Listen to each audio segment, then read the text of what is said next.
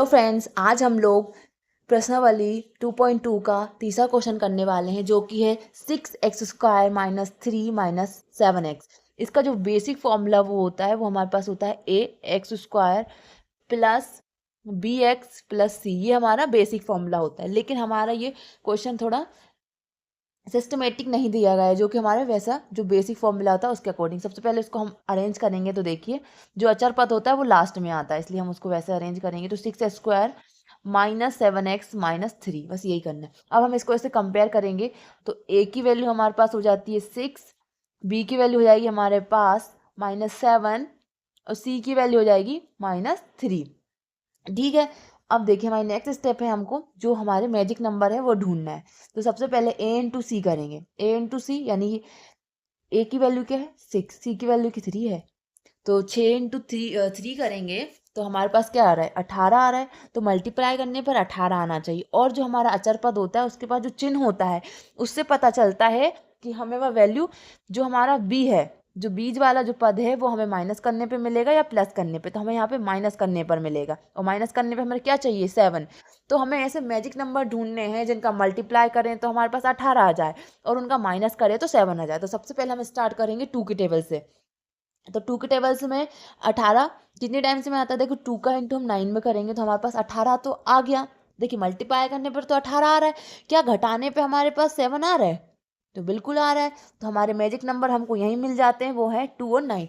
बस हम इसको 7 के प्लेस पे हम तोड़ के लिख देंगे। तो 6x² माइनस इन ब्रैकेट में 9x माइनस 2x माइनस का 3 इक्वल टू में 0।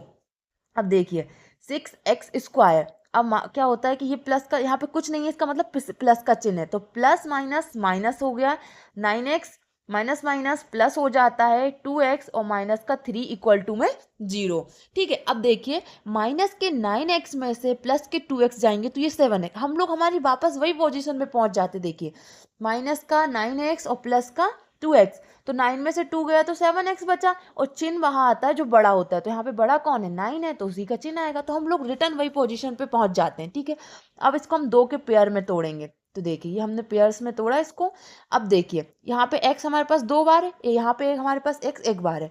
हम एक बार कॉमन ले लेंगे। ठीक है, क्योंकि अब हमारे पास x कॉमन आ गया, एक बार चला गया, एक बार बचा माइनस। अब हमारे पास यहाँ पे एक चीज और कॉमन है। देखिए यहाँ हमारे जो 3 का टेबल होता है उसमें 6 भी आता है और 9 भी आता है, तो हमारे पास 3 कॉमन आ रहा है। तो 3 के टेबल में जो हमारा 6 होता है वो कितने टाइम्स में आता है 2 टाइम्स में। तो यहाँ पे 2 और 9 कितने टाइम्स में आता है 3 में, और x तो हमारा कॉमन जा चुका है और यहाँ पे एक ही बार था। अब देखिए यहाँ पे प्लस, अब यहाँ पे देखिए यहाँ पे 2 है 3 है, तो हमारे पास कोई नंबर तो कॉमन नहीं आ रहा है। इसके बाद हमारे पास x भी कुछ कॉमन नहीं आ रहा है, क्योंकि यहाँ x है लेकिन यहाँ x नहीं है।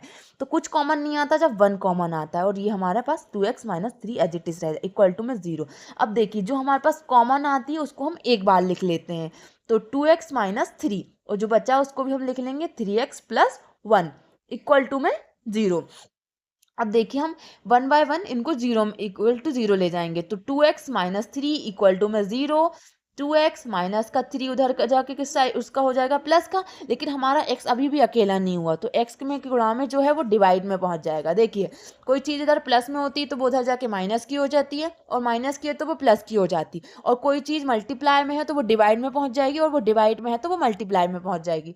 तो जो देखिए हमारे पास x का शून्य हो गया 3/2।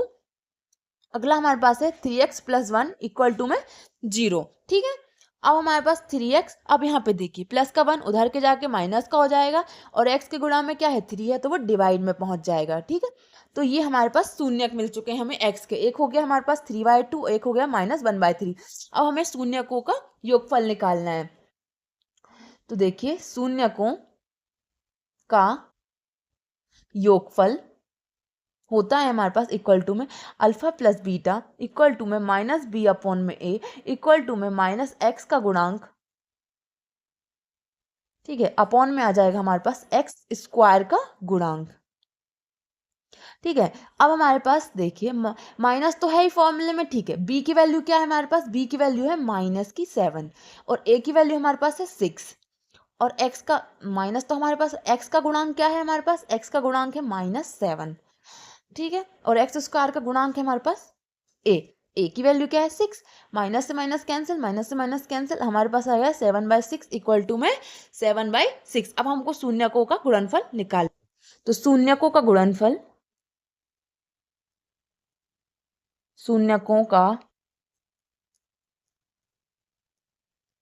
गुणनफल होता है हमारे पास alpha into beta equal to में सी अपॉन में ए इक्वल टू में अचर पद अपॉन में होता है हमारे पास एक्स स्क्वायर का गुणांक। ठीक है, इसके बाद हमारा जो अचर पद है वो हमारे पास है -3 और ए की वैल्यू हमारे पास सॉरी 6 है और अचर पद क्या है -3 और एक्स स्क्वायर का गुणांक है 6। अब देखिए, अब हम इसे 3 से काट सकते हैं, 3 एकम 3, 3 दूनी 6, 3 एकम 3, 3 दूनी 6, तो ये हो गया हमारे पास -1/2 इक्वल टू में -1/, ये हो गया हमारे शून्यकों का गुणनफल। थैंक यू, मिलते हैं नेक्स्ट वीडियो में।